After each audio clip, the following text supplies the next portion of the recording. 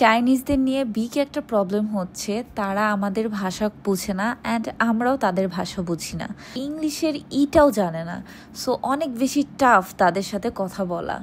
তারপরও আধা ঘন্টা ট্রাই করলো এই চাইনিজ লোকটি আমাদের রুমে এসে ওয়াইফাই কানেক্ট করার জন্য, বাট নো, কানেক্ট করতে পারেনি, ফেল। দেন আমরা লবিতে চলে আসলাম। লবিতে এসে আবারও ট্রাই করছিলাম তাদেরকে বোঝানোর জন্য আমাদের ওয়াইফাই কানেক্ট করতেই হবে যে কোনোভাবে, কজ আমাদের কাছে কোনো সিম নেই এখন। বাই দ্য ওয়ে, আমাদের কিন্তু দুজনেরই সিম হচ্ছে রোমিং করা, বাট এখানে এসে একটু প্রবলেম হওয়াতে আমাদের সিম পারচেস করতে হবে, বাট সিমটা হোটেলে ছিল না অ্যান্ড তারা আমাদের সিম দিচ্ছিল না। চায়নাতে অনেক বেশি রেস্ট্রিকশন। আসার পর থেকে জাস্ট শুধু ঝামেলায় জড়াচ্ছি। যেমন আগের ব্লগে তোমরা দেখতে পেয়েছো আমাদের ট্যাক্সিতে 18,000 টাকা বিল করা হয়েছে। আমরা থানায় যাব অ্যান্ড জিডি করব।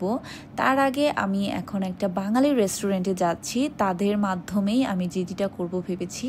সো তাই আগে বাঙালি রেস্টুরেন্টে ওখানে গিয়ে ওনাদের সাথে কথা বলবো, কজ এখানে তো আর চায়নারা যারা আছে তারা তো আমাদের কোনো ভাষাই বুঝে না। বাই দ্য ওয়ে, আমাদের হোটেলের সামনের ভিউটা জাস্ট অসাম। সি, কত বেশি ক্লিন অ্যান্ড বিউটিফুল। রোডগুলো অ্যাকচুয়ালি অনেক বেশি সুন্দর লাগছে। আমি অনেকক্ষণ হাঁটলাম, বাট এত বেশি ওয়েদার ঠান্ডা ছিল, হাঁটাটাও একটু টাফ ছিল। তাই এখন আমরা চলে যাচ্ছি ট্যাক্সি নিয়ে সেই রেস্টুরেন্টে। রাইট নাও যে এরিয়াটাতে আমরা আছি, এই এরিয়াটা একটু এক্সপেন্সিভ অ্যান্ড বিউটিফুল।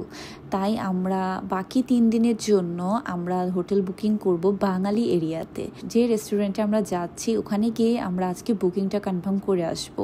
অ্যান্ড এই হোটেলে আমরা 2 দিন থাকছি এখন যেটাতে আছি। সো একটা ট্যাক্সিও পেয়ে গেলাম, ট্যাক্সিতে উঠে যাচ্ছি। অ্যান্ড ট্যাক্সি দেখলেই তো এখন ভয় লাগছে, না জানি আমাদেরকে আবার ঠকিয়ে দেয় কিনা, স্ক্যাম হয় কিনা আমাদের সাথে। সুন্দর ভিউ এনজয় করতে করতে আমরা এখন চলে যাচ্ছি। অ্যাকচুয়ালি চায়না অনেক বেশি সুন্দর, গুয়াংজু সিটি অনেক বেশি সুন্দর, and Shenzhen, oh my god. Next ব্লগে তো সেনজেন ব্লগ থাকবেই, তোমরা দেখতেই পাবে সেনজেন এতটা বেশি সুন্দর। আমরা এখন ট্যাক্সি থেকে নেমে গিয়েছি, এখন হেঁটে আমরা রেস্টুরেন্টের দিকে যাচ্ছি।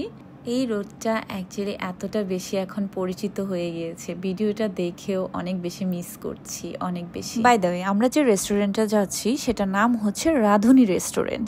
যদি তোমরা চায়নাতে যাও মাস্ট এটা ভিজিট করতে পারো, ভালো লাগবে। বাঙালিরা আছে অ্যান্ড খাবারও মোটামুটি ভালো।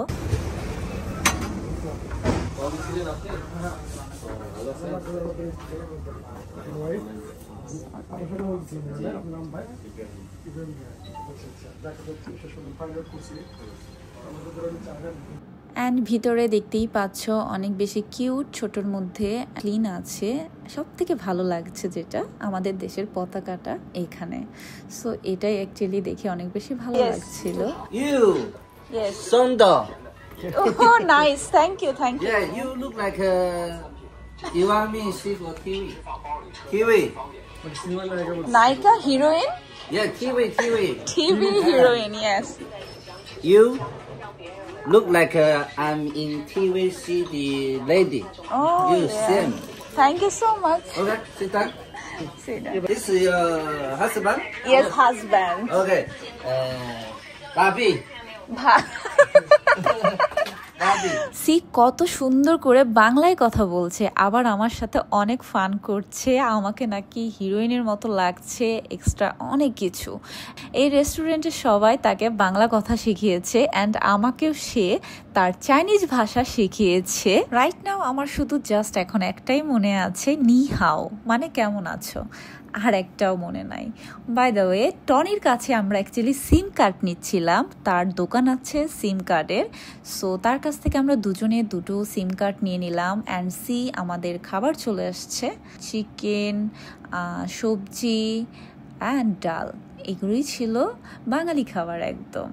খাবারের মান মোটামুটি ভালো, তোমরা ট্রাই করতে পারো এখানে আসলে অবশ্যই।